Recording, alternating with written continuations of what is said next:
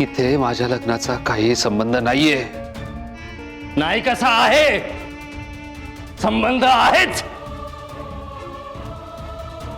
या पोरीशी तुम्ही लग्न केलं आणि ढाले पाटील कुटुंबाचा डाऊनफॉल सुरू झाला. या माप ओलांडून घरात आल्या आणि सगळ्या कुटुंबाची माती झाली. जेव्हा अख्खं खानदान जेलमध्ये होतं तेव्हा कुठे गेली होती तुमची वर्दी?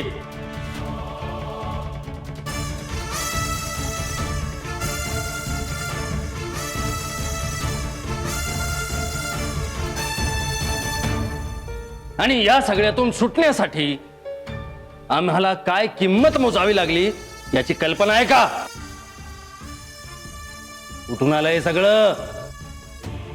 आम्ही घाम गाळून काम केलं तेव्हा. एवढं सगळं झाल्यानंतर एक दिवस तुम्ही बॅग भरलीत आणि त्या विभासोबत पुण्याला मजा मारायला निघून गेलात. दादासाहेब, काय चुकीचं बोलतोय आम्ही? तिथं तुमचं मन भरलं, तिथून परत आला तिथे वर तोंड करून आम्हाला जाब विचारायला.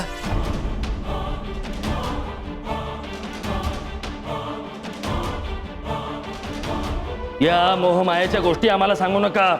या सोडून आम्ही कधीच परमार्थाला लागलोय. खरं तर आम्ही संन्यास घेणार होतो.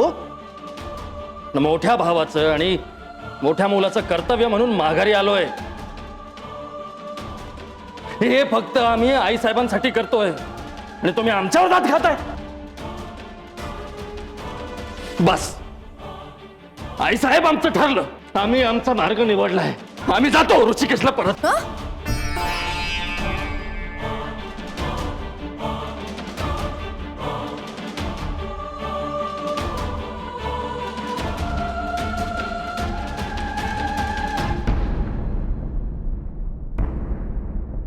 तुम्ही आमचं ऐकणार नाही आहात. जोपर्यंत रणजितराव आमची पाय धरून माफी मागत नाही तोपर्यंत आम्ही आमचा शब्द मागे घेणार नाही. दादासाहेब सांगा ना. रणजित थांबवा दादासाहेबांना. तुमचा काहीतरी गैरसमज होतोय. रणजित, ते पॉवर ऑफ अटर्नीचे पेपर्स जर कुठे असतील तर आम्ही नष्ट करू. आमचा शब्द आहे तुम्हाला. तुमचे अधिकार कोणीही राहून घेणार नाही. अधिकाराचा प्रश्न नव्हता आई साहेब, प्रश्न होता विश्वासाचा. विश्वासाने सह्या केल्या होत्या मी.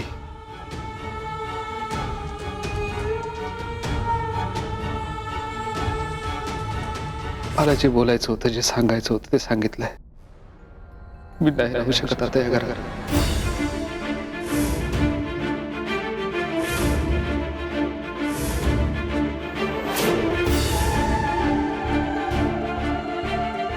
इथून पुढे ढाले पाटील घराण्याशी रणजित ढाले पाटलाचा संबंध काय आमचा संपला.